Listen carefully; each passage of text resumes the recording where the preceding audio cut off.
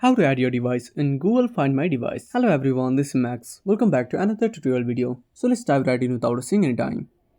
First of all, open a Find My Device application. Now sign in into your account.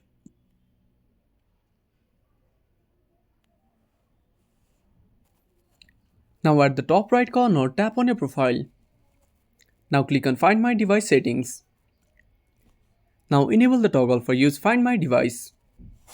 Now enter your password.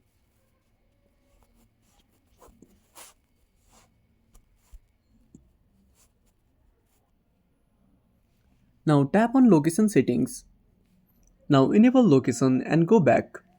Tap on turn on. Now tap on remote lock and enable this toggle. Now go back and that's it. Thanks for watching. Make sure to subscribe our channel and hit the bell icon. See you in the next video.